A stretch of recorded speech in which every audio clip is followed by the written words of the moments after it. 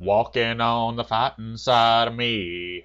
Wanna, wanna, wanna, wanna, wanna, wanna. Hello, everyone. Welcome to an episode or an installment of the Podcast Boys. This is a podcast between myself, the Comics Kid 2099, and Connor Nielsen. Connor, how are you doing today? I am doing very relaxed today. I don't even think that's proper grammar, but I'm very well relaxed today. How are you doing today, Comics Kid? I'm doing very well myself, also pretty thoroughly relaxed. We are quite the opposite of the people in 1912 who died in a panic state on the boat called the Titanic, which is the subject of a movie that we are talking about today, that was made in 1997, directed by James Cameron, starring Billy Zane and John Warner, I think, who were both, David Warner. David Warner, who were both in Twin Peaks. I shouldn't say starring, because Billy Zane is a pretty big role. David Warner is kind of more of in the background. Starring Leonardo DiCaprio and Kate Winslet. And this is a movie you've probably heard of before. This was the first time I had seen it, but I knew about it. I think everyone knows about it. Obviously, spoilers, but you probably know what happened in this movie. Connor, what happened in this movie for anyone who has been under a rock for the last 108 years? All right, so Titanic tells the story of the Titanic. So told through a framing device in the modern day of 1997. Bill Paxton is the leader of underwater explorers that are scavenging the Titanic for a priceless jewel that was said to have been lost in the underwater wreckage of the Titanic. But they do discover a picture on board, and an old woman who claims to be the woman in the picture comes to the yacht that that Bill Paxton and his crew are launching their expeditions from, and she regales the tale of her experience on the Titanic, because she claims to be one of the survivors. She is 103. She was 17. And in these flashbacks, this old woman is played by Kate Winslet. And she was a very rich, soon-to-be bride to the wealthy Billy Zane, but also aboard the Titanic, who won his ticket in a last-minute game of poker. Leonardo DiCaprio plays Jack Dawson, who is kind of rough around the edges, chip on his shoulder, but nonetheless joyous and life-living peasant, so to speak, who gets a ticket for the third deck, lowest class on Titanic. And as the Titanic sails, the two of them begin to fall in love because Kate Winslet's character Rose, does not like the life that is being chosen for her, and she sort of falls in love with Leonardo DiCaprio before. Spoiler alert! I mean, this is history, but this might shock you, Comics Kid. But the Titanic hits an iceberg, and then it begins to sink, which was shocking to me because I thought it was an unsinkable, And then it begins to sink, and then the history ensues. But it results in Rose living, Jack dying, and Bill Paxton learning a lesson about respecting history. So this is your first time watching this movie, Comics Kid. I'm very curious to know what your expectations were and how you felt about the film in relation to those expectations. Okay. Well, we have talked about movies on this podcast that were much, much worse than this, but I don't think I've ever hated a movie as much as I hated this movie. I went into it, I did not have high expectations. In fact, if you hadn't chosen it for this podcast, I never would have watched it. I hadn't really heard anything good about the movie. It's one of those that I have a theory why it's so well loved. My theory is probably a little off base, but I'll get into that later. But I'd heard a lot of people talk about it over the years, and everything I heard was like, that sounds like a movie that I do not have to watch. And I watched it, and I would say my expectations were probably met, in that I didn't think it was very good. I am shook right now. My mouth is agape, as I think the expression goes. Interesting. Let's talk about it. So what did you not enjoy about? Well, because I remember when we were talking about the Scorpion King 3, and we finished talking about that tour de force. And you had said that like you had asked me if I was going to be getting a revenge on you, and I said yes, because I know if there are two things you do not enjoy, it is long movies and love at first sight, and this is both of those things. But let's talk about what are your thoughts? Okay. Well, as you said, this is a two characters meet, and it's not exactly love at first sight. Jack pretty much immediately falls in love with Rose, but Rose does take a little bit to get used to Jack. So it's not exactly two characters meet and instantly, auga, like I want to put it in her, that kind of thing. But I you're right. I don't generally like it when characters who don't even know anything about each other, like there's a hottie with a body, I want to hit it and quit it. Like you don't know her, like you don't know anything about her, and yet this movie they spend a couple hours together, and Jack is telling her that he loves her, and I just don't buy it. And like, we can get into the framing device later, I guess, but like Rose goes on to meet someone else and has grandkids, and then she dies, and then goes to Titanic heaven and is reunited with Jack. But where's her husband? Like, or her kids? Like, are her kids dead? I don't know. You mentioned Scorpion King 3. I would have rather watched that movie twice again than watch this movie once. Oh my God! Whoa, yeah. Whoa. Okay. I love this movie. I'm severely surprised because you hate disaster movies. I do. Way back at the beginning of this podcast, or at the beginning of us talking about movies that were not Twin Peaks, we did the movie Avalanche, as done by Mystery Science Theater 3000. It had Robert Forster in it, and it was a disaster movie. And you informed me after I'd chosen it, and maybe I had known this before, but you said you hated disaster movies. And I was like, oh no, well, this is a disaster movie. And this is Avalanche, but with a budget. It's an hour and a half of characters that I do not care about, and then it's an hour and a half of those characters all dying. And I don't care because I don't care about those characters. Like, that's exactly what Avalanche was. This is a disaster movie. You're absolutely right. This is also the only disaster movie I like. I guess that makes this the exception that proves the rule, which I think is like the phrase. And I think it's quite the exception because I kind of love this movie. Oh my goodness, this will be a very fascinating discussion. I foresee. I want to just kind of kick off by saying that you're right. She goes to Titanic heaven, but oh my gosh, like my head's sort of spinning. I don't even know. You why don't you take the lead on this one, and we can just kind of go through it all through your criticisms. Well, let me talk about, since I've already like laid down a few anchor points, let me talk about like why I think people my age like this movie. Okay, I am 30. I will be 31 in less than a month. I was in elementary school when this movie first came out, and I remember people losing their minds over it, like, oh, I gotta go see the Titanic, and it's huge. It's a big production. Okay.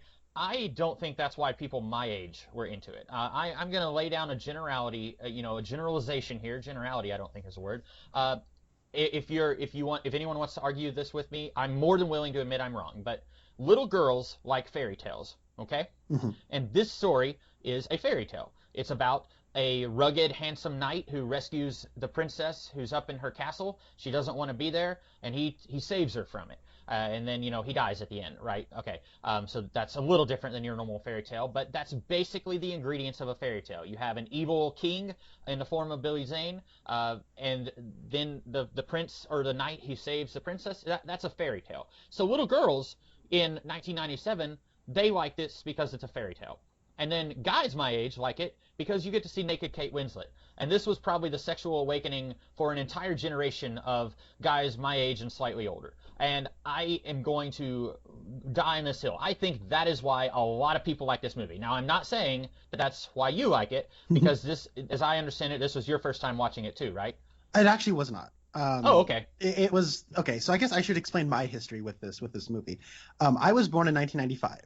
So I don't remember this movie coming out. So I was alive when this movie came out, but I have no like cognitive memory of this movie. And so like the whole like My Heart Will Go On song, I'd never heard that song before 2012. I've heard people talk about how they can't stand the song from Titanic. I maybe heard a few bars from Titanic. Bars of music from of the song from Titanic. And so it's like, but the thing is, I grew up and basically my entire childhood is framed through the backlash of Titanic, because I was aware of the backlash growing up. Teachers, pastors, other kids. Oh my gosh, Titanic is so lame. Titanic sucks. Titanic is like one of the worst movies ever made. And like I just hear that growing up, and I'm like, but it's also like the highest money. Like this was the highest grossing movie at the box office for the longest time. This was the only movie to ever make more than $2 billion at the box office until James Cameron's follow-up film Avatar. And then that took the crown from Titanic. And so I've been kind of growing up like with this strange contradiction of like, this movie is apparently the worst thing ever, but it also is like the biggest film of all time. But it totally doesn't deserve to be the biggest film of all time. And I'm just kind of like, that's kind of strange. And then all the while, I never hear my parents ever talk about this movie. So it's like when I'm at my house, this movie doesn't exist. But when I go out into the world, like all my life, I just hear people talking about how like, oh my gosh, it's such an unrealistic depiction of romance and like premarital sex, and it's a dangerous message, and oh my God, this movie's so bad, and you just can't watch it. And no, she says she'll never let go, but then 5 seconds later, she's peeling his fingers off, and I'm like, okay, I know all of these things and all these criticisms about the film.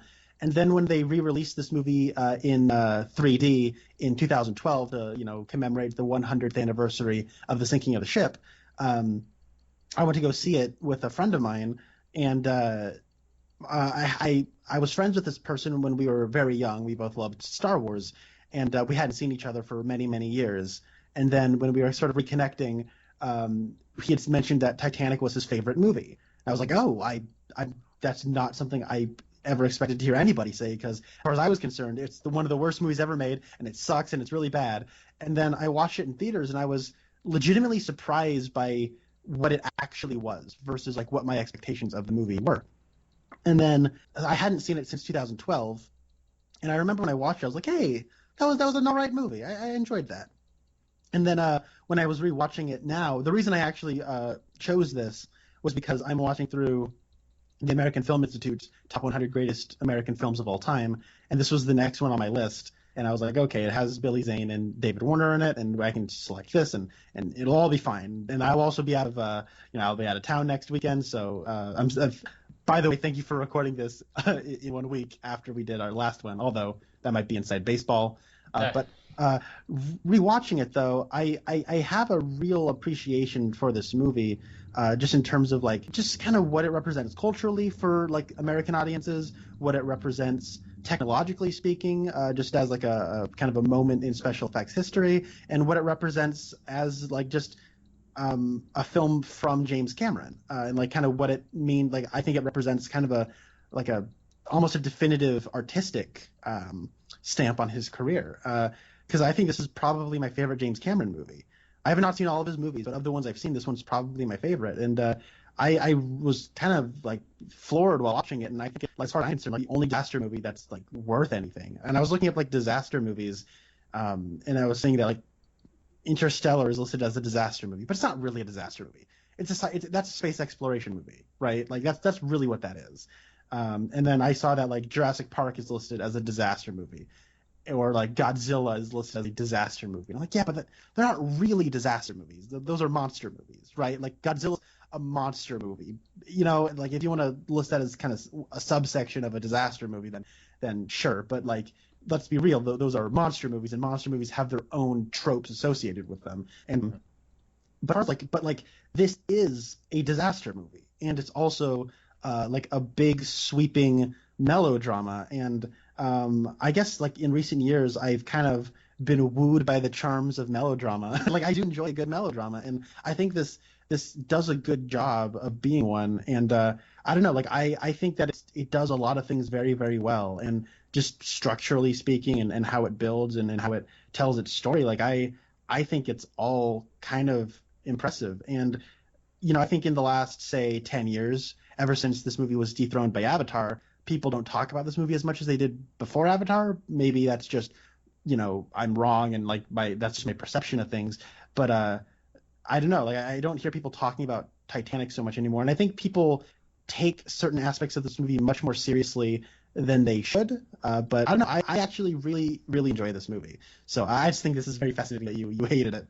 and I will say I'm sorry for asking you to watch this movie that you hated, and I thank you for watching it and having this discussion. Oh, Okay. Um, yeah, I don't want to say that anyone is wrong for liking this movie. And I should also say, like, when I said that I had heard nothing good about it, it's mostly I'm not in the film circles. I know that it was a highest ranking movie of all time for over 10 years. I don't know if I'd ever like sat down and had a discussion with anyone about, so you went and saw Titanic. Why did you, I Right, never right. polled anyone. And so like, I don't really know why people liked it. That was just my gut instinct was people my age were just young enough that like this is effectively a fairy tale and like Kate Winslet's a beautiful woman. And so like that was Yes, my that's that true. was my thinking. And um I don't know, like it's gonna be really difficult for me to explain why I don't like it because like I said, like I feel like the first hour and a half is very thinly characterized characters. I don't think any of the characters in this movie are given much depth.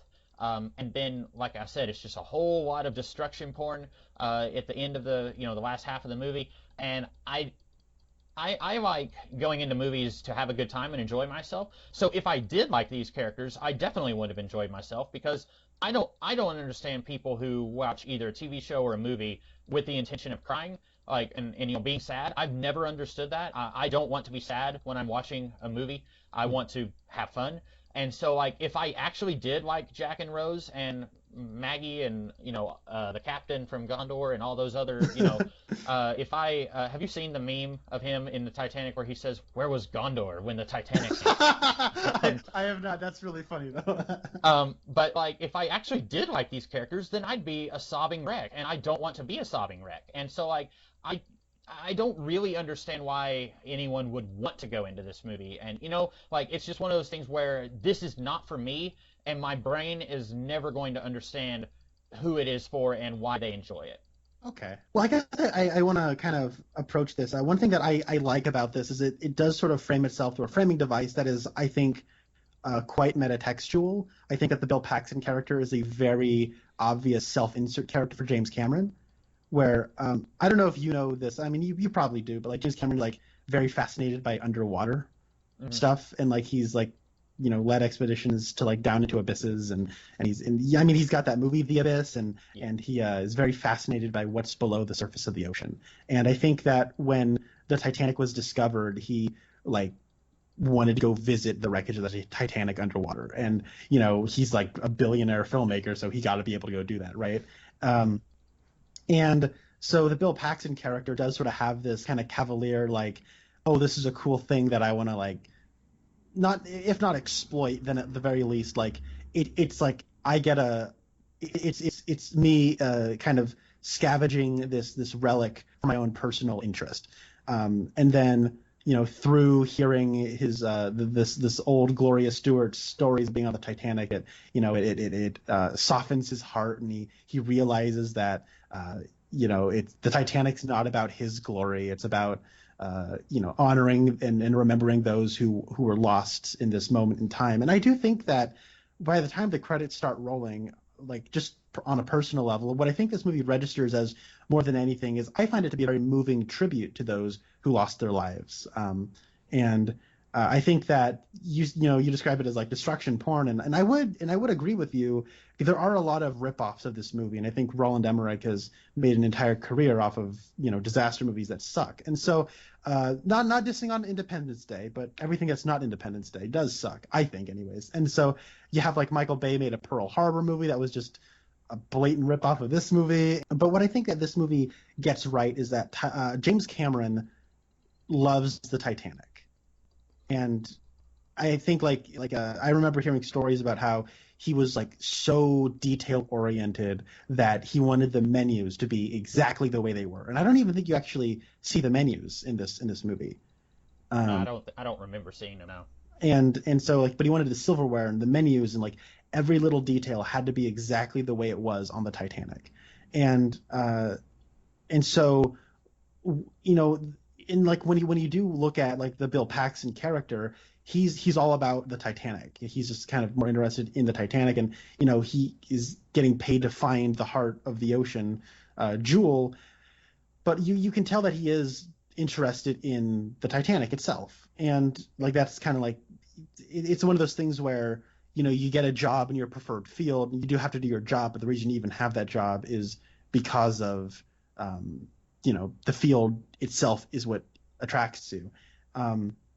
So I don't know, what I really dig though is that he gives the Titanic itself, like, kind of, he frames it as this beautiful thing, and like the whole the first hour and a half, like, it has this like kind of joyous optimism where even if Rose isn't happy, like, James Cameron feels excited to be on the Titanic and being there. And so when it does sink, like, it's sort of given, I think, kind of this like awe-inspiring tragic weight, that it's this big tragedy that not only do people on board die, but like this kind of monument also goes with it. And it seems like it's like this perfect moment in history for James Cameron to tell a story about, because James Cameron is this very, like, the stories he tells are always these very kind of old-fashioned classic stories, but his approach to filmmaking has always been forward-looking. Like, he's very interested in special effects and pushing special effects and what you can do with film technology. He's very similar to George Lucas in that way.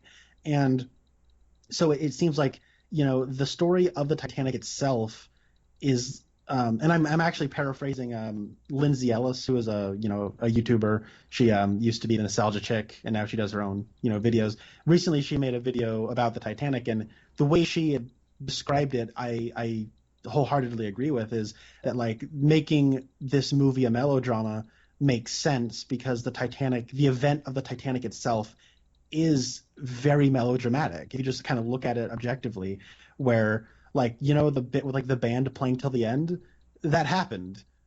I think it's unclear whether or not people like the one guy was setting the clocks on the Titanic while it was still sinking. I think that's kind of up for dispute, but there are some accounts that do say that happened.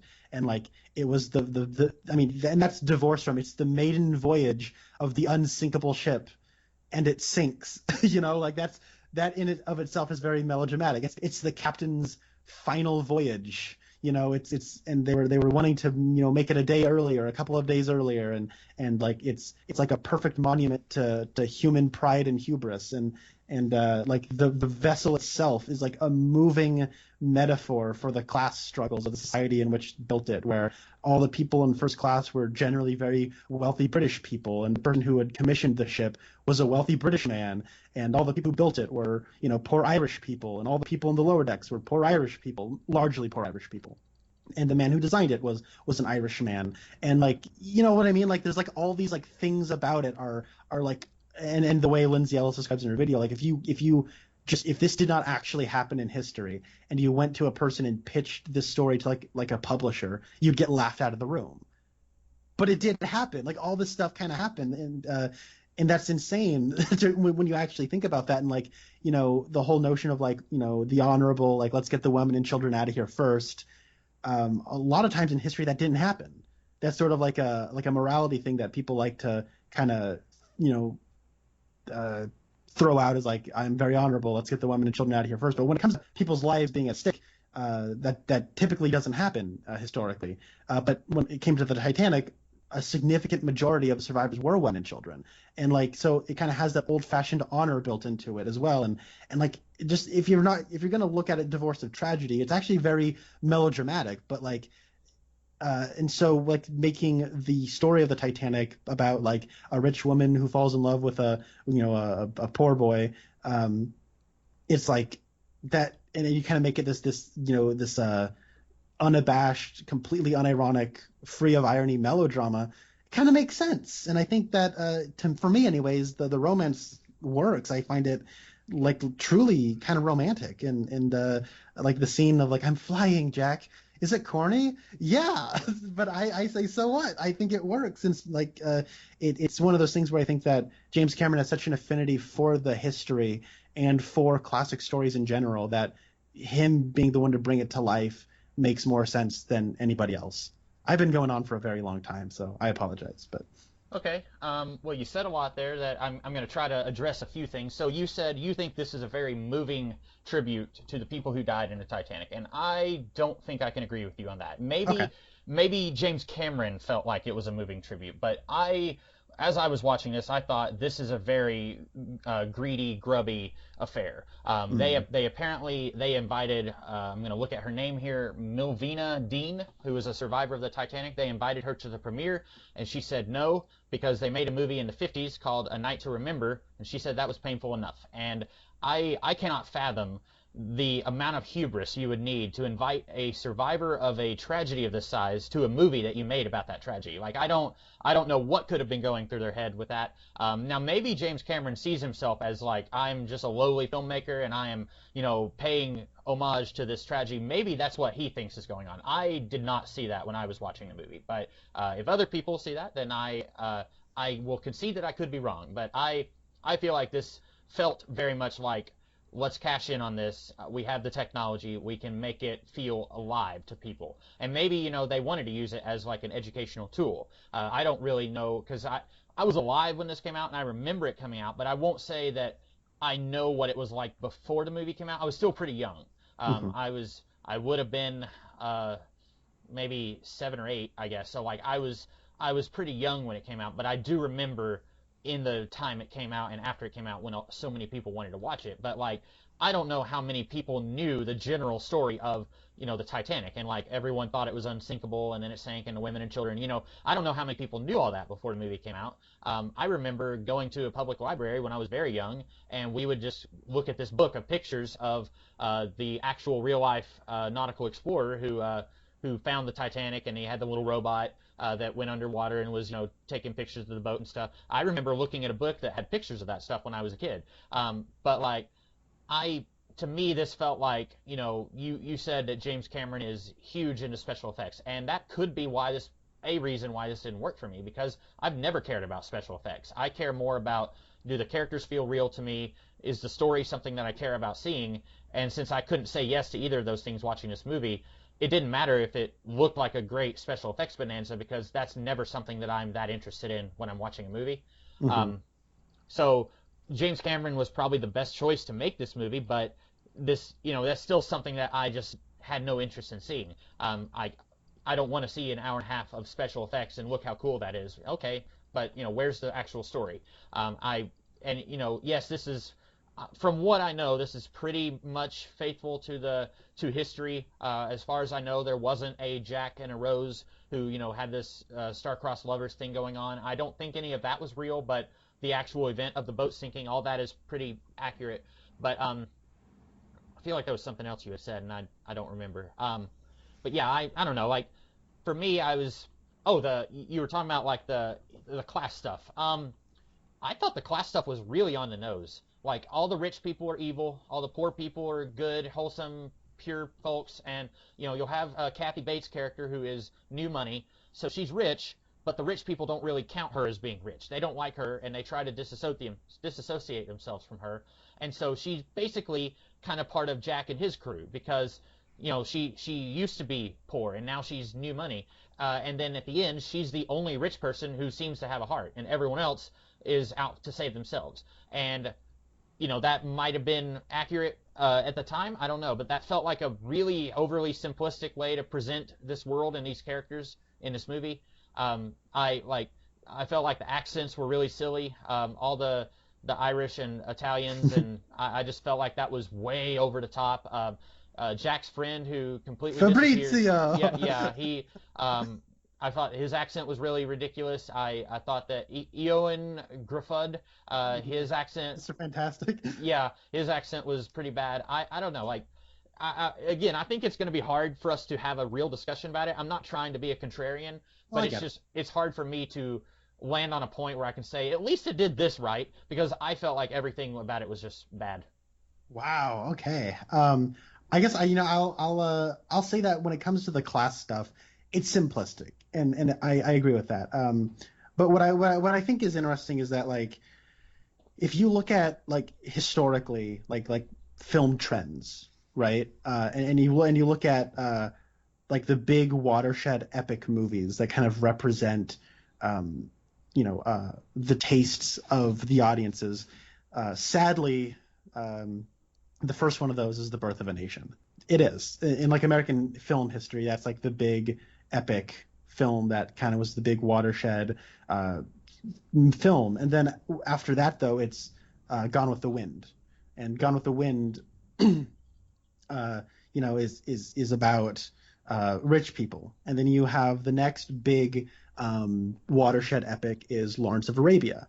And around Lawrence of Arabia, you still have films like Ben-Hur and Spartacus, and those other kind of huge desert epics. And all those movies kind of are about like noblemen. And Ben-Hur is the prince of Judea, who gets stripped of his wealth and has to build it back up so he can take out the bad guy, but he's still the prince of Judea.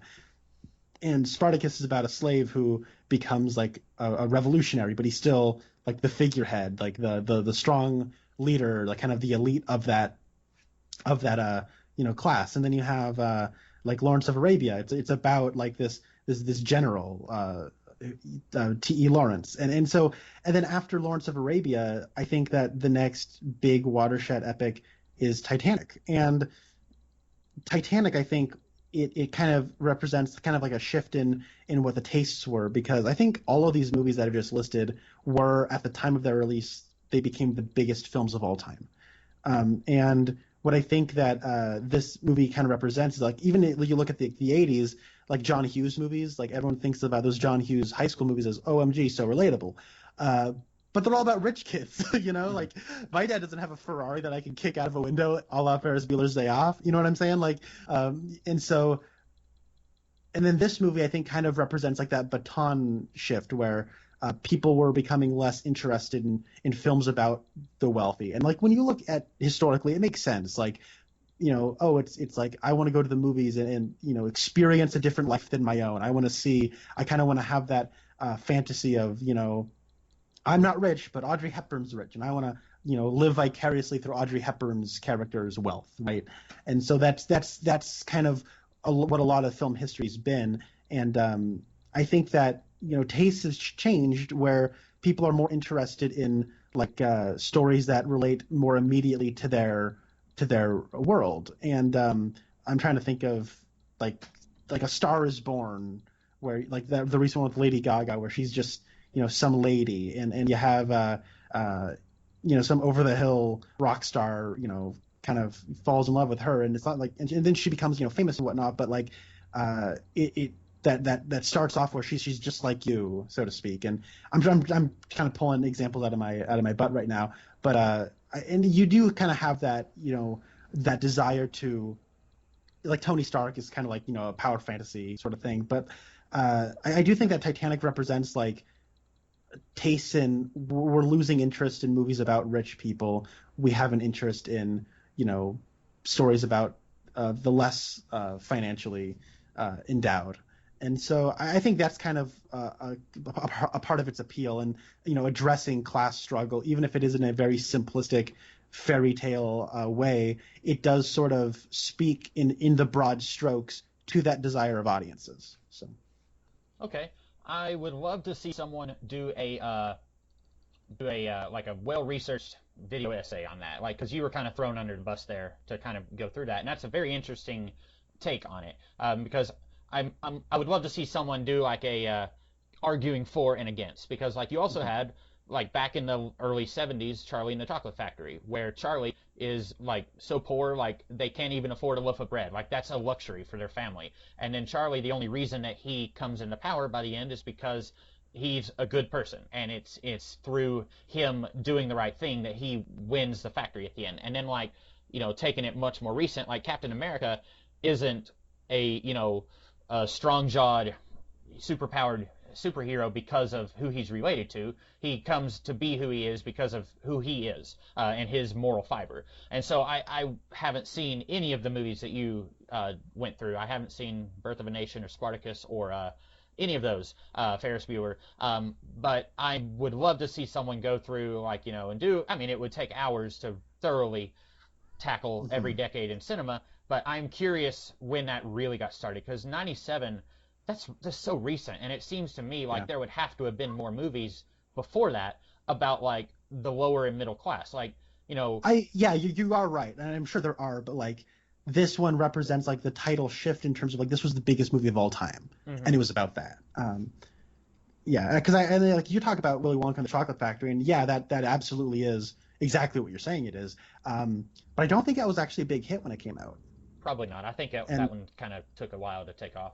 It's a Wonderful Life, that's kind of like, I think everybody looks to that as like, it's Jimmy Stewart's the everyman in that movie, but that was like notoriously mixed reviewed and not particularly popular. And the reason it became so popular over the years is because TV stations could buy it for super cheap because nobody really cared about it, and so they could just play it on Christmas Eve, and then people who were young and grew up and generations grew up watching that on Christmas Eve, and that kind of like, and then that kind of spoke to their struggles, financially speaking and personal levels, but when it came out, people didn't have an interest in it.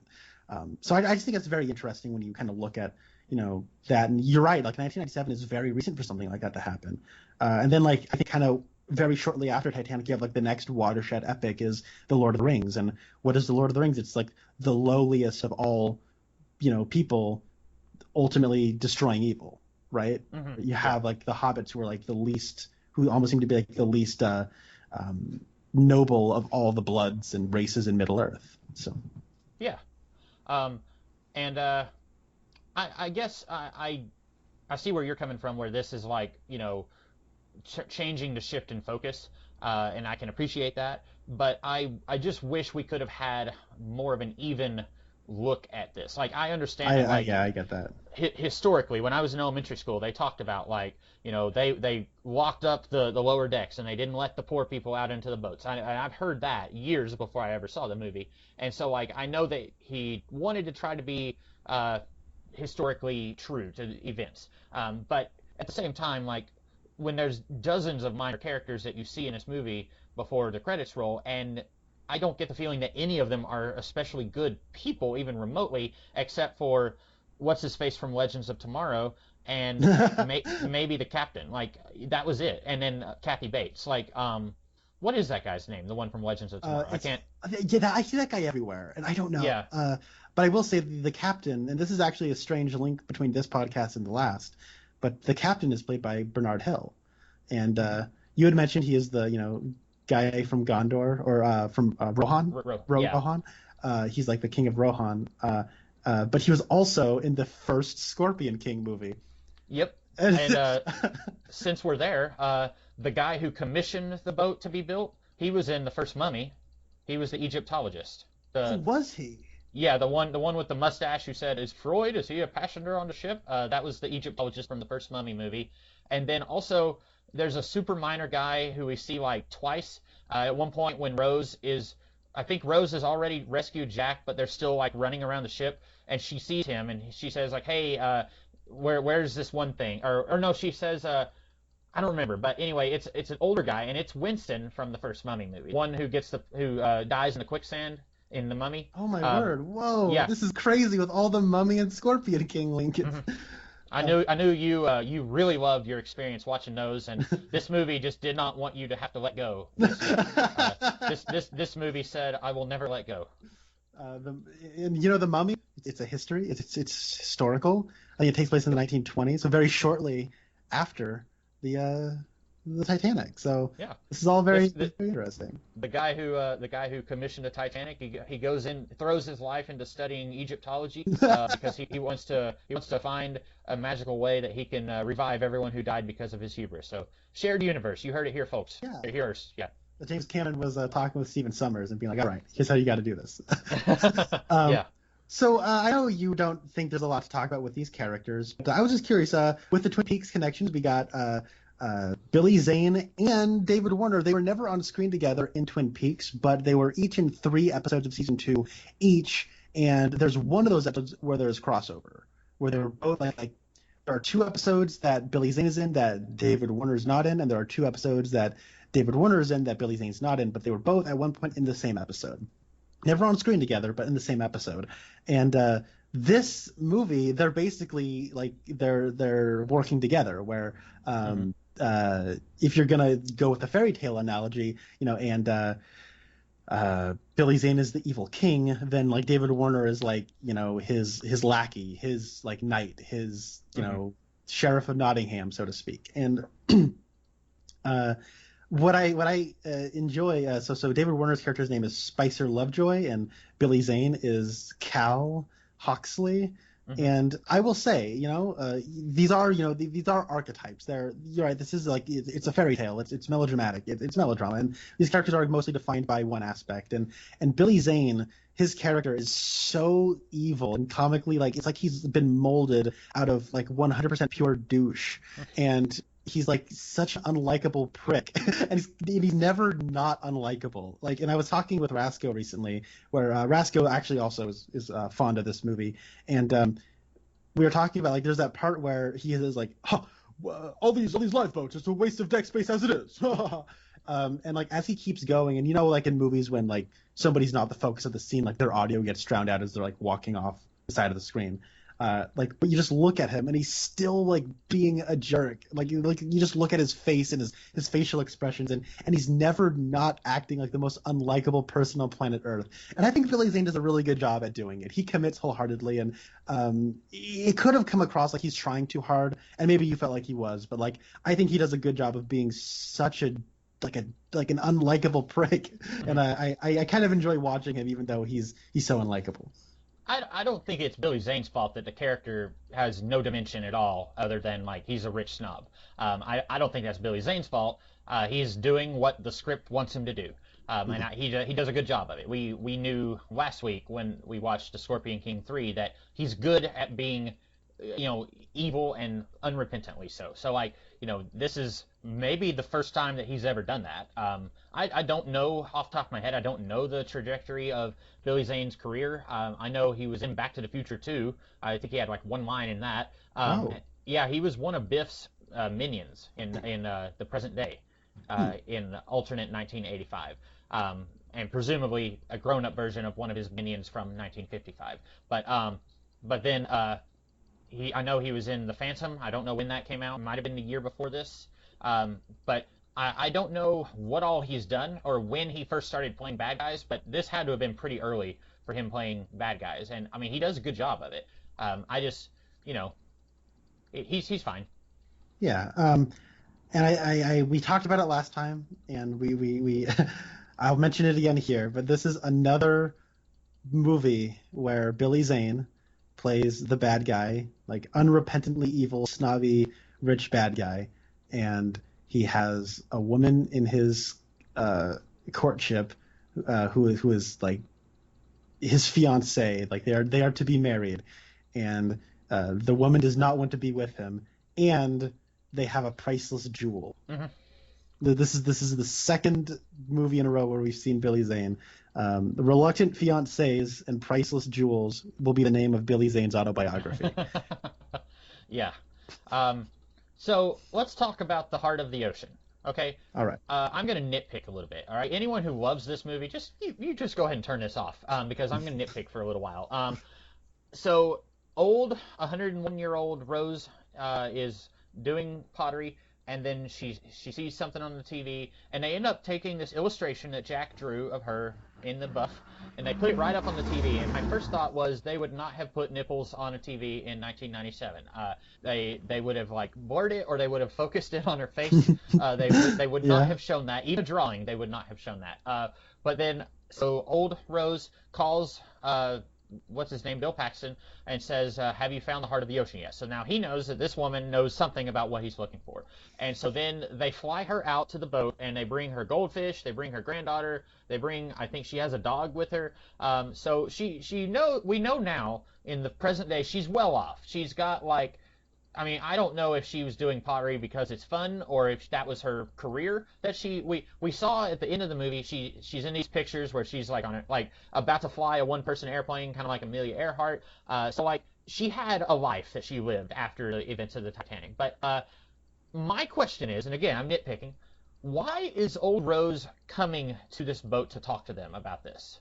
Because she doesn't care about their quest for the heart of the ocean. In fact, after she tells them about her turgid love affair with Jack, she goes and throws the gem off the boat, and no one knows that she still had it to this day.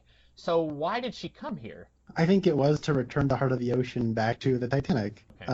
And it's like, and I think it's sort of like her making peace at the end of her life with the because it's one of those things where she kind of talks about how she loved Jack, and you're right, she did go on to marry somebody else and have grandchildren and all that, and now that you mentioned it, it is kind of funny that she goes to Titanic heaven, but like, where are her kids? What about her husband? Like, what's the deal with that? But I think just in terms of like the story that they told, it's one of those things where Jack told her, like, Rose, you are not going to die here. You are going to go and you're going to live a life and you're going to ride horses and you're going to do all these things and don't die here. Stay alive. And promise me that. Hold on to that promise, Rose. And that's where the line "I will go, Jack." That's what it's about. And I know you probably know that, but growing up, it now drives me crazy that people are like, "What? She like peeled his fingers off the side of the thing. She said she'd never let go." Like, that's not what she was talking about. She was very clearly talking about she was going to hold on to that promise she made to her first true love, Jack.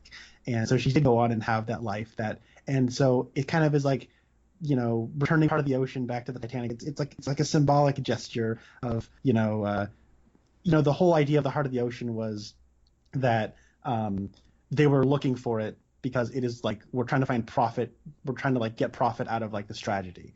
This is a big sad thing that happened, but we're going to like basically be Indiana Jones and scavenge these places and make a buck off of it. And like that's why you have Bill Paxton saying like, Titanic, I've been on I've been scavenging Titanic every day for 3 years and somehow I missed it all along. Is that on the nose? Sure, but I like it.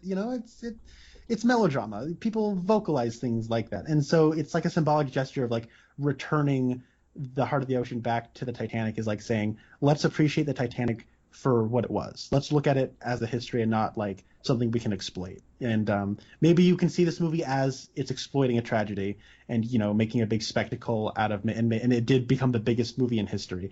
But I think that just if you and maybe there's something to be said about that, but I think that the movie is like the clear love of the history, and it's I think what the final word is trying to say is that let's not make a buck off of Titanic. Let's remember it as let's remember the people who were on board. And like I think that it's called the heart of the ocean. It's the heart of the story. It's let's bring that back. And so then I don't know, like you're right. Maybe going Titanic heaven's silly, but I think it's the perfect note to end the movie on. Like just for my own sensibilities, it's like Captain America having his last dance with Peggy. Okay. Where you're like, like in your heart, it feels like the right way to end it. But like, you also go back to the beginning of Avengers Endgame, and what is like our scene with Captain America? He's like, you got to move on. Mm-hmm. You got to move on. And then it's like by the end of the movie, he didn't move on. He just went back in time and had his life with Peggy. Like, come on, Cap, what you saying? But like that ending, I would be lying if I said that doesn't emotionally fulfill me. And by the time, like, it's like maybe her whole life she felt like where she truly belonged was on the Titanic with those lower deck people, and having the type of life with Jack, and that's what it all ultimately meant to her. And having that moment where she gets to be reunited with everybody, it's like she gets to be at peace and have her closure, and I like that. Okay. I guess I was just I you know me, I'm not good with themes and symbolism. It took me, I don't know, 10 viewings of Batman Begins before I was like, wait a minute, the whole thing is about fear. And like they say a version of fear or afraid or scared. They say it like 40 times in the movie. That's what it's about. But like, and not even kidding, I lost counting one time, and I lost count around 40. But anyway, Wow. yeah. But so a movie has to be really hitting you over the head for me to be able to pick up on the themes. And I was able to pick up on like rich or bad, poor or good. Like that was the most I was able to pick up on themes. So you're probably right that she was, trying to let go of the past, and as soon as she lets go of the gem, then she dies peacefully. But I was just, from a plot perspective, I was just like, I didn't understand why she felt the need to come here and tell the story to these people, and like, why didn't she just let her granddaughter have the gem? Like, I don't know. There's me just being a jerk nitpicker. And I what you said sounds right. That sounds like if I was in a college classroom and they said, what does it mean? What does the author try to imply here? That would be the correct answer. But I was never good at those questions in college. So that's why I didn't. And I think it should be said that like if you're not into this, you probably aren't looking for it. And I completely agree. Like there's like a movie I hate that a lot of people love is Bringing Up Baby. I think that movie is just the worst. I hate it. It's so annoying, and a lot of people just really love it. And one of the things is like people will like say, "Well, it's just funny," and like it's not funny though. And you could sit here and explain to me why the joke is supposed to be funny, but I'm just not going to find it funny. And if you're just not into this and you just don't connect with the characters and you find the melodrama to be like way too late on thick and like to the point where it's like simplifying something that should not be so simple, you're not, all these things are just not going to work for you. And then I know, like, I too, when I'm not enjoying a movie, like the thematic stuff, I just don't become invested in, and I do start just looking at the plot semantics and being like, why is this the way this is? What's going on here? Why did this even have to be like this? And I do get that, and I sympathize. So I get it. I do want to commend the movie on not going even longer. I was deathly afraid that we were going to get a subplot of Bill Paxton and the granddaughter. I was really afraid we were going to go down that rabbit hole.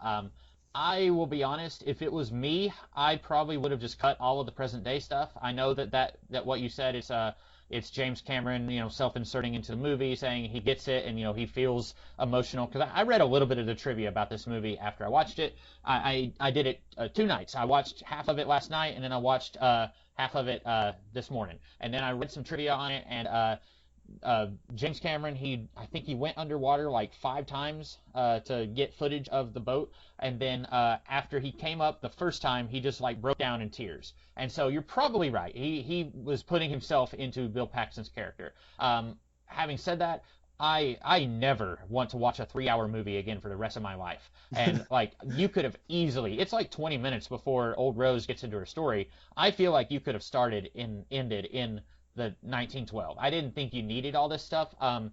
Like themes, I don't remember who said this once, but you shouldn't go into a story with a theme in mind. You should write your story and then let the themes come out naturally. And then when you're going through with the second draft, pick up on any themes, and then you can enhance those themes. But don't go in with a theme in mind. And I feel like they were trying to go in with a theme in mind, and okay. the framing device helps that theme. Yeah, I see. I was actually curious to know how you would respond to the framing device, because I think that when people think about Titanic, they think, oh, it's this mushy love story, lovey-dovey, Romeo and Juliet on I just said Romeo and Juliet on ice.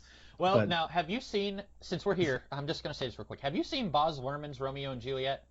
Unfortunately, I have. What? Okay, so this is crazy, because I do not like love at first sight stories, but I really like Baz Luhrmann's Romeo and Juliet. I should throw out a caveat, though.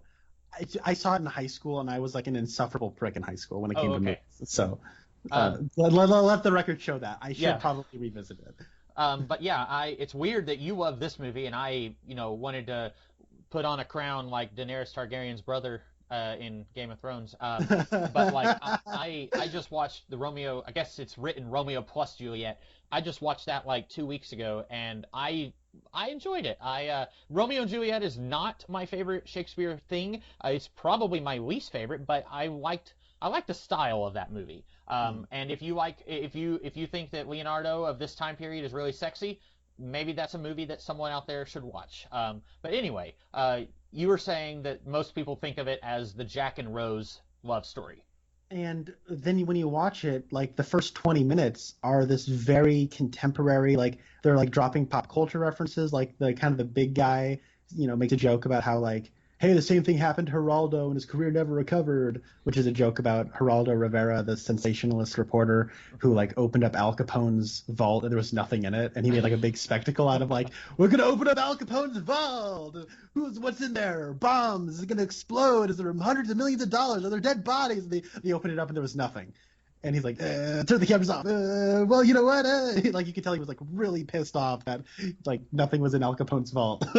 And that's kind of like one of those things. It's like that there's a reference to that at the beginning of this movie, and it is very contemporary. And I think even to this day, like there's like a level of realism that like people just kind of behave in like very kind of like they don't feel like movie characters. They feel like just normal people working and doing their job. And you have like Bill Paxton being like, there she is, Titanic, for his like VHS thing. He's kind of like putting on like this flowery monologue, and then he turns it off. He's like, all right, enough of that crap. and they kind of start behaving very much like the Space Marines from Alien. There's like this casual air about it. And then when you do bring in Gloria Stewart, that kind of eases you into the whimsical melodrama and kind of the soap opera element of it. And I was just kind of interested to know if like that might have helped you out, or if you were just like, you know what I mean? Like I'm curious to know if like I were to show this to somebody who had an idea, like what their idea of Titanic is, and maybe they would be surprised that you don't even go into like what you think Titanic is until 20 minutes into it. So. It didn't help me because I was sitting there thinking, hey, we could cut these 20 minutes and just get right into it. Because it's still, 2 hours and 40 minutes of the movie is still the Jack and Rose love story.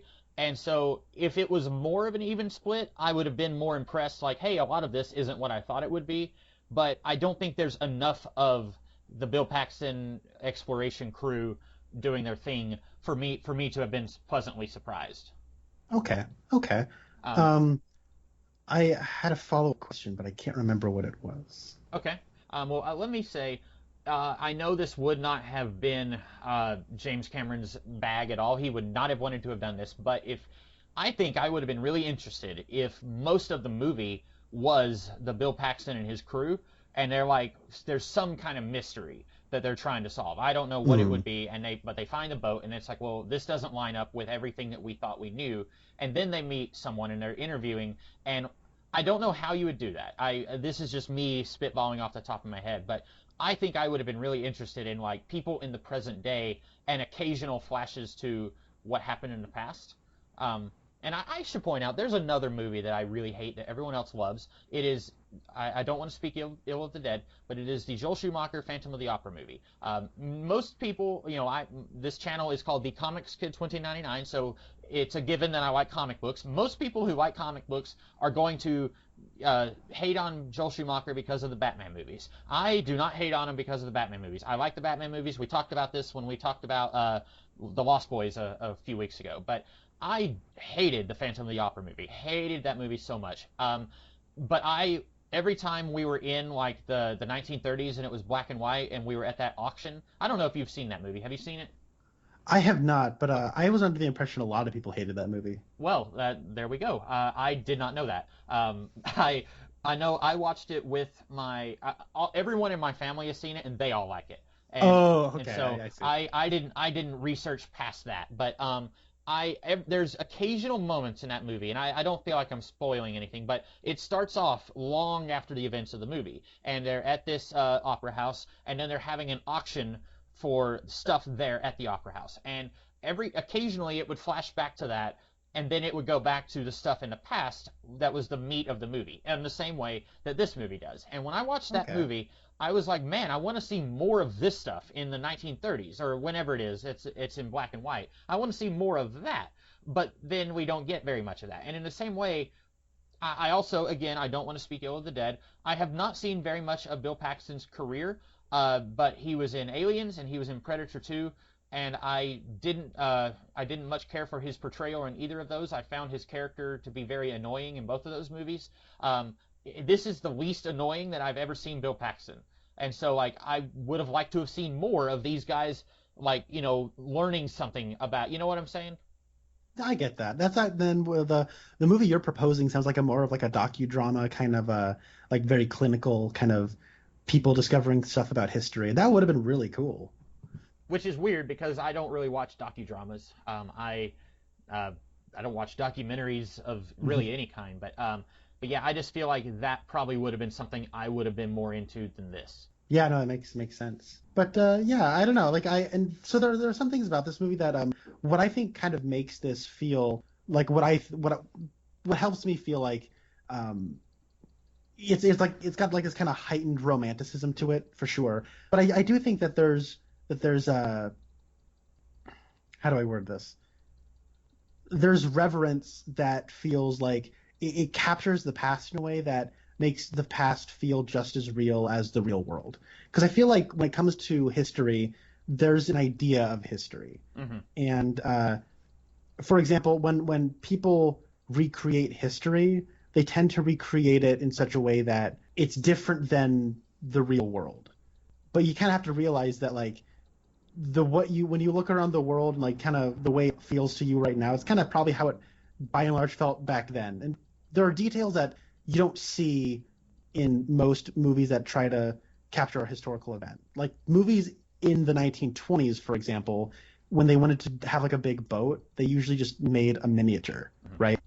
And when you shoot with miniatures, you have to shoot them a certain way so they look somewhat convincing. For example, in this movie, when it'll cut to a wide shot of the Titanic, you see the reflection of the boat in the water, and you see like the reflection of the lights on the boat as well. And you don't see that in most old movies because mostly when they shoot with miniatures, they can't shoot to where you see the reflection because that'll kind of give away the ghost because you'll see the size of the waves compared to like the size of the boat and all that kind of stuff. And but then when people want to recreate the past in a lot of movies, they'll kind of do a thing that's sort of meta where they'll recreate the past by using old-fashioned techniques, you know, where it's like, oh, this is the past. We're recreating the 1920s, so we'll use stuff like small, like we'll use miniatures and we'll use like rear projection and we'll use all these kind of archaic forms of special effects because we're in the 1920s, and isn't it kind of fun to recreate the 1920s with 1920s film sensibilities? And so just sort of like, and it's kind of weird that like I'm extrapolating a lot of this from just like one shot, but like I realized you never see like in old movies,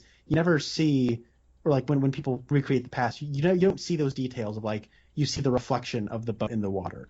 But you know, I'm sure in the past the water is still the same water. You can see reflections the same way. So I don't know. I just think that there are those details that make it, I think, feel like, oh, this is like a real ship. This was a real ship that really sailed. These were real people on this real ship. Yeah. Yeah, and that kind of thing is probably something I didn't even notice. But like, if you're paying attention to that sort of thing, if you have an eye for like filmmaking techniques, then that could have taken you out of the movie, and that it didn't. Yeah, I agree that James Cameron, that he put a lot of care into this. Like, he wasn't halving it at all. Like, he was really, you know, he wanted to make it all look as good as it could have looked. You know, he wasn't cutting costs anywhere. So that's a symptom of that, him trying his best to make this look as good as it possibly could at that time. Yeah, and I think that a lot of the special effects still hold up to this day. I do think a lot of it is a very beautiful looking movie. But I will say I don't think this is a perfect movie. I do have issues with it. So this is where we get a dog pile. Rose, girl, like I get that you're getting married to a guy you don't like and you're kind of being forced into this life and that must suck. But like you got to ride first class. Like, come on. You gotta enjoy first class and you gotta be the first person. I mean, you gotta be amongst those who get to hop on the escape boats, you know, and she gets to jump off because she wants to be with Jack. You know, you jump, I jump, and that's all sweet and everything. But at the same time, it's like she kind of has this attitude like, oh, my life is just awful. Like, yeah, you get the privilege of acknowledging that your life is awful as opposed to like, you know what I mean? Like you get some choice in the matter of jumping off the boat, so to speak. And it's like, come on. Yeah. Did you? I was reading about this movie, and apparently the producers wanted Matthew McConaughey and Angelina Jolie. And much as I would be happy to never watch this movie again, I think that they did a good job getting two like young, youthful innocents with Leonardo and Kate Winslet. Like, it's hard for me to imagine Matthew McConaughey and Angelina, like, you know what I'm saying? They just, even if I looked at movies from 1997 with those two, they both feel older than, and maybe they are physically older than these two, but like, I can't see that working with those actors. Yeah, could you imagine? Hey, you jump, I jump. But I'm the yeah, king no, of the world. I can't do it, McConaughey. That was pretty good. The king of the world, baby. Yeah. Show 'em that you're big time. Papa cuff, Papa cuff. But there's a Leonardo DiCaprio is really good in this movie. I think that he has this like you said, like a youthful energy to him, and he is charming. Like he is, like there's something about him where it's like I buy that Rose is charmed by him, and I think there's more here to the romance than say West Side Story. Like you know, like they both like art, and they kind of talk about that, and yeah, they're both very physically attractive, and I'm sure that drives a lot of the passion. But like I do feel the passion there, and like there's sort of this interesting thing that happens to people. So you know how when you go to like summer camp, for example, the entire like for example, like okay, let's compare summer camp to going to school for a school year, right? Hmm. And when you start the school year, let's say it's like, I got these goals I want to accomplish during this school year. Like, there's that pretty girl. By the end of the school year, I gotta ask her out or something, right?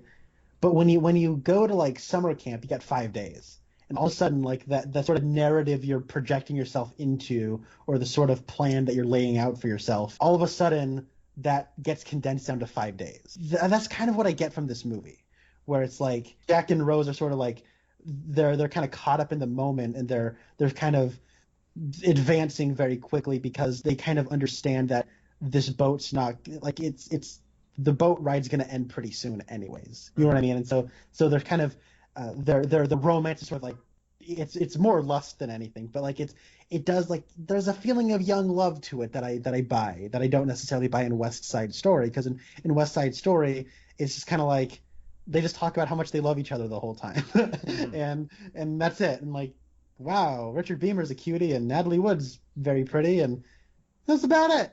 There you go. That's about it. And this one, like, they do talk about art, and like there's that ticking clock that kind of maybe subconsciously adds something to their attraction to one another. And I don't know, like this is the kind of movie that's so sincere with its corniness that Kate Winslet has the line, "When this ship comes into dock, I'm getting off with you." And at no point does anybody giggle or wink at the camera because it's a very obvious double entendre. You know what I mean? They're not aware of that. I didn't catch it the first time, so I'm giggling now. I'm getting my laughs in now. Yeah. So like when I heard her say that, I was like, dang! It's not like if this movie was made today, you would have Ryan Reynolds as Jack. He'd be like, Ugh. what? Like, wait, hold on a second. Did you just get off? He'd make really obnoxious, like, that was more of a Seth Rogen laugh, but they'd make a very like self-aware joke like that. You know what I mean? And I'm glad that you don't have that like obnoxious self-awareness, and I appreciate that. Seth Rogen would play Fabricio. He'd be like, "Hey, we're going to America." I think that started off okay, and then I lost it a little bit there. It was pretty good. He'd probably have like a ridiculous Italian accent. I'm going to America. Oh man, that would be a disaster. You'd have, I don't know, Margot Robbie as Yep. Rose. Yeah. Oh my gosh, Cal, what are we doing? Come on. This movie could have been a lot worse. Now that we've mapped out this our 21st century recasting of it. I got a question though. Yeah. How do you feel about so this movie does a sort of foreshadowing that Aliens does? Mm-hmm. Now I imagine you've seen Aliens, right? I have, but it's been a while. Okay. At the beginning of Aliens, there's a part where like she gets inside like the forklift suit is what I'll call it. Mm-hmm. And they kind of explain how like the mechanics of that work. And then at the end of it, she uses the forklift suit to fight the queen alien. And it's like now you know exactly what her capabilities are, because at the beginning they seeded the idea of how the forklift suit worked, right? Mm-hmm. And then with this one, they have a computer explain how the Titanic sank. So while the Titanic is sinking, you're constantly aware of what will happen next, but you're wondering how it will impact the characters and who will be affected by its sinking. Mm-hmm. And I was wondering how you felt about that, because I thought it was I think that's a really cool storytelling mechanic. Yeah, I'm torn because again, I'm going to nitpick a little bit. You've got the guy. I don't know what your experience is with Adventure Time, the cartoon Adventure Time, but the guy who created it, Pendleton Ward, looks a lot like Bill Paxton's right-hand man with the beard. So I'm going to call that guy Pendleton Ward. Pendleton Ward is explaining to Rose. So this is how the boat sank. And like he's being really at one point Rose isn't there, but they're making jokes. They're like, "Hey, someone left their water on," and so like he's talking about it like and this poor baby, it can't hold the weight, so then it breaks, and like he doesn't seem to understand this is a really painful memory for her. And then she kind of says, "Well, it was a little different for those of us on," and so.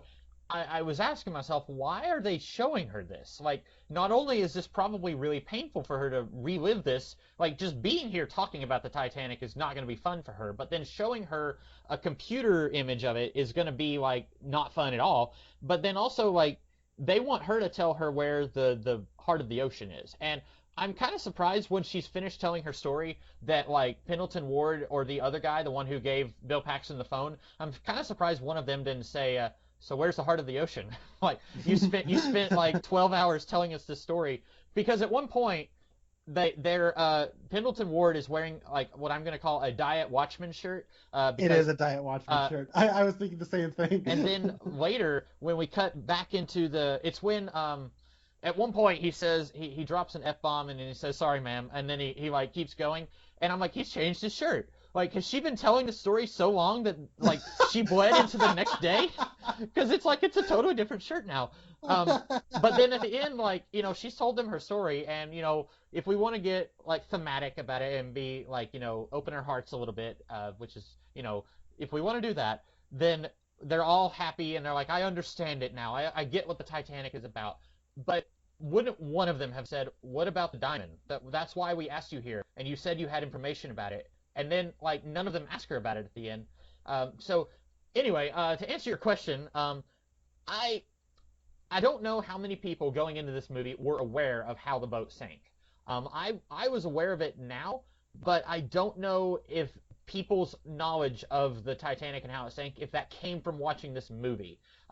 Because my mind immediately goes to, there is absolutely no reason for Pendleton Ward to show her this recreation of the boat sinking, but I get why you're saying why they did it, because that way it shows people, okay, this is going to happen. Who's going to live? We know Rose lives, but we don't know anyone else lives. And they kind of tricked you into thinking maybe Jack is going to live, because at one point they call her Jack Dawson when she's, you know, an elderly woman. And so you're thinking maybe Jack lives and maybe he died a few years ago or something. But we don't know who else is going to live. And so we know something bad is going to happen.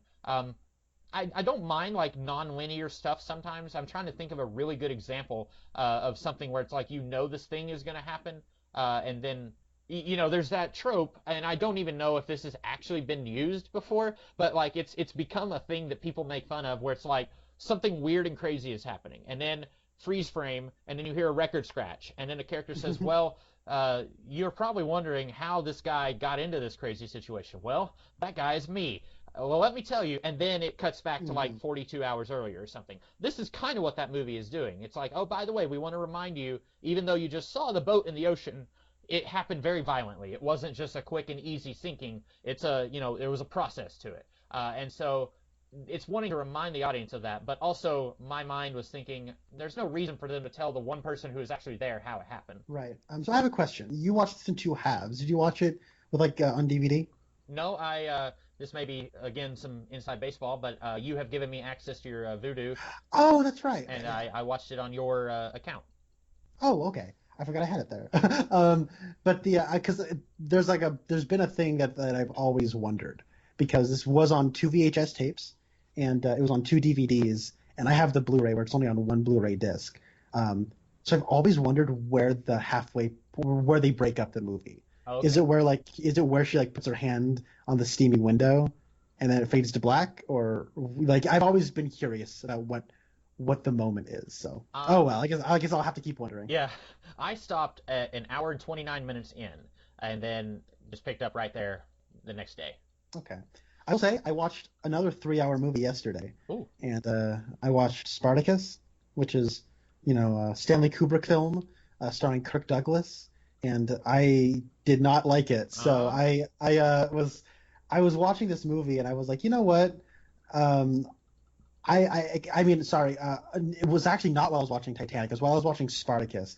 I realized that Titanic did not have an overture or an intermission. Mm-hmm. And I was thinking, like, I'm glad. I think Comics Kid might be happy that there is no overture.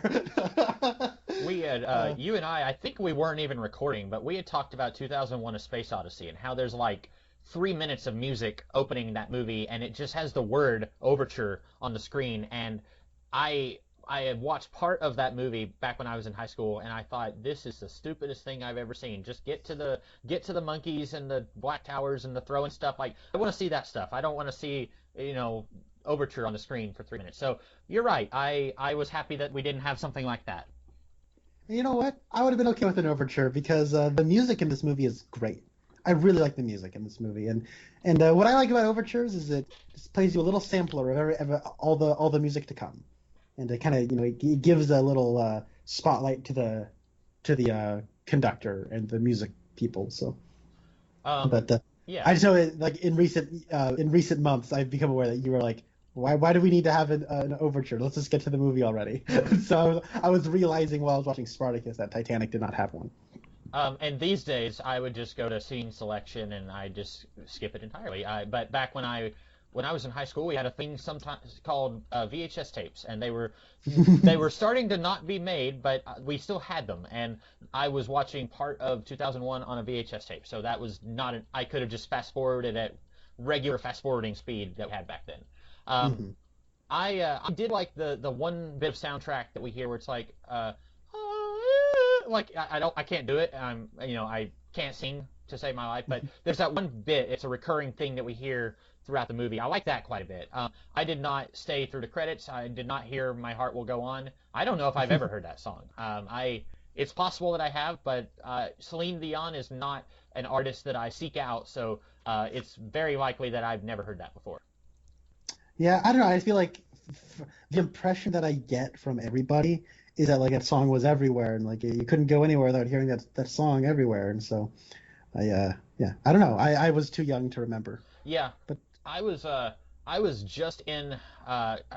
It was like almost in middle school, leaving elementary school when it came out, and I didn't really start listening to the radio until I started driving. I hardly listened to music at all before I started driving. So while I was aware of the media, the people's response to the movie, I wasn't fully tuned into how it branched out into like music and the radio and stuff. Right. Okay. I guess that's all I really have to say about Titanic. Okay. Is there anything else you wanted to hit on, or? Like I said, there's a whole bunch of "Hey, it's that guy." I think we've hit on all of them. Billy Zane, obviously, David Warner. Like we said, Mr. Fantastic is in it for like a minute and a half. King of Rohan, Winston, the Egyptologist. I feel like some of these other people, I probably recognized them, and I just didn't remember where I knew them from. But I'm not gonna go look them up or anything. Yeah, see, it's interesting because like it's funny how like James Cameron is one of those directors who like he will find like really unique looking or sounding actors that you remember. Like you remember, is it Robert Patrick from Terminator 2? Yeah. Or like Lance Henriksen as Bishop from Aliens, and like all these like other people, and then it's like you kind of think of them as, oh yeah, they were in that James Cameron movie, like Linda Hamilton, she's from the Terminator, and like none of them have careers. And it's like kind of funny where you're like, oh, we call him Mr. Fantastic because like his name is ridiculous. We can't. I don't know how to. I've seen one trailer that says his name, and I really should have that bookmarked so that I can just listen to it like every day, because it's like I listen to that and it's like, okay, I need to remember that because it's not pronounced how I would think it is, but yeah, just call him Mr. Fantastic. But you think, well, that guy was in Titanic. He's gonna have a huge career, and like you got to play Mr. Fantastic in a couple of crappy Fantastic Four movies. And that's it. Like I think he was in that rock disaster movie called San Andreas, which was bad because it's a disaster movie not called Titanic. But it's like one of those things where I was just kind of thinking about watching is that Kate Winslet and Leo, they've gone on to have like careers, but you're like Billy Zane, he was in Titanic and now he's in Scorpion King 3. Like Billy Zane kind of fits that mold. And like David Warner, you think this is like for David Warner, this would give him a bunch of opportunity. No, he's kind of always been a TV actor, and this was like his one time where he got to be like kind of the lackey and all that. But yeah. I did want to bring up, have you ever heard the theory, you're going to think I'm joking, but I'm not. There's a theory that I did not come up with that Jack is a time traveler. Have you heard this? I think I may have heard that single sentence without hearing the whole theory behind it. I have something to follow that up with, but I will let you. Okay. So Jack tells, it's when Rose is thinking about jumping, and he tells her how cold the water is, and then he says some falls that he and his dad went ice fishing to, and I don't remember what it is, but it's a lake that did not exist in 1912 or when Jack would have been a kid. Okay. I don't remember. I could Google it, but I'm not going to do that. But basically, this theory, and of course it's funny, this is a James Cameron movie, and James Cameron, probably his first big claim to fame was The Terminator, and that's a story of a guy who goes back in time and falls in love with a woman that he's supposed to protect. The theory is that Jack went back in time to stop Rose from killing herself, and then he falls in love with her while he's in the past. Of course, I think it's just a mistake that James Cameron made. He didn't know that lake wasn't there, but it is interesting that this being a James Cameron movie also, that is a theory that someone has put out there on the internet. That's interesting. That's pretty cool. But yeah, the one thing that I think links, like the one theory that I've heard that links Titanic, or at least Leo's character, is somebody made a funny like YouTube video it's like a fake trailer called Leo the Movie. And it's like, what if all of Leonardo DiCaprio's characters were the same person? And so it's like, there's that movie called like The Beach or something, which is like a Danny Boyle movie from like Y2K or something. Okay. But like it starts with him like waking up on the beach, but like in this, like you see him like falling beneath the ocean, like the shot of like Rose, when she's like you can have her POV, and you see him falling below the ocean. Mm-hmm. It's like he then gets washed up on shore, and he's like, oh, I'm on the beach now. And then like he has like a whole adventure there, and then once he gets off the island or whatever, it's like now he goes back home and becomes like the Wolf of Wall Street. And while he's the Wolf of Wall Street, he buys a house as Gatsby, and so he has these big parties there too. And it's like what if all of Leo's movies were the same movie? And somebody made a trailer called Leo the Movie, and it's really funny. I'm surprised they didn't throw in him on the beach in Inception. See, that's where you think it would happen, but the trailer ends with like him waking up on the airplane in Inception.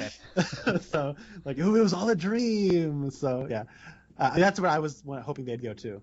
Well, that I need to look that up because that sounds pretty good. So I don't have anything else to say about the Titanic. I am glad that you liked it. I was thinking you wouldn't, because this being a disaster movie, I figured that it wouldn't really be your cup of tea. But I'm glad you enjoyed it. Yeah, I'm sorry you didn't. I was kind of thinking this might be like you might enjoy this because it was like more different than you would have expected. Because I feel like based on when I was growing up, there was an expectation about this movie that this movie was different than I was expecting. Mm-hmm. But I will say, I guess one last detail is, I didn't expect like the disaster section to be as like exciting as it was. And I know that's maybe the wrong word to use, mm-hmm. but like James Cameron, I think, comes up with a lot of clever situations that they get caught up in. And so when certain parts of the boat are underwater, or like certain parts are sinking, like he really utilizes the space of the Titanic, and they're really like exploring every bit of it. And then they got to go under here, then they got to like break him out with like the axe, and they got to go up, and then they use the thing, and then they go up here, and then they go back, and then Billy Zane grabs the gun and shoots at them, then they got to go to the other side, and like they really utilize like the space of it, and he comes up with a lot of, I think, clever situations, and you're always aware of what the danger is. And that's why I do like that little bit of foreshadowing that they give us at the beginning of how the Titanic sank, and you're wondering, okay, at what point does the back drop off? Are they going to get to the back in time before it does drop off, and all that other stuff. Another criticism I want to level at it is that the character of Mr. Murdoch, who takes the bribe from Billy Zane. Yeah. Okay, that guy really existed, and they actually had to like go to his hometown and publicly apologize. Oh, really? Because by all accounts, like he was a complete like he was completely above board, completely honorable, did exactly what he was supposed to do. And then in this, like they took a real person and like had him accepting bribes, and then shooting a person, and then shooting himself, mm-hmm. And like kind of acting a bit cowardly throughout this whole movie. And that's not the way the real Mr. Murdoch was. And so they actually needed to go and apologize, and that is like, I think, something that's kind of unforgivable, and that should be. And I think that like this is a moving tribute with that one glaring exception, and I think that should be said. Yeah, and that could have been anybody. They didn't, they could have made up a person to accept a bribe and then shoot the guy. Like, what I'm saying? Like, absolutely, that's what I was thinking too. Well, I guess I should tell you what we are going to be talking about the next time we talk about a movie. We're going to be talking about Michael Horse's very first role in acting. This is a movie from 1981 called The Legend of the Lone Ranger. I should point out, I've never seen this movie before. I've heard that it's not very well received. there's some weird stuff with the actor that they had playing the Lone Ranger. I don't think he did any other film roles. He might have done a little bit of TV acting, but he had like 3 acting roles to his name, I think. So this is not a big blockbuster hit or anything. This movie I don't think was very well liked at the time, nor is it well remembered today. But Michael Horse plays the character of Tonto in a Lone Ranger movie from 1981, and it's on anyone who's following along at home. It's on Internet Movie Database TV. You can watch it for free, or it's on YouTube as well. There's a full version of it on YouTube, and so that is what we will be talking about the next time we record. Well, that is actually very interesting because I only became aware of this movie in the last couple weeks. Really? Okay. People have been re-uploading old Siskel and Ebert episodes, and this was on their worst of 1981 episode. But I do not take.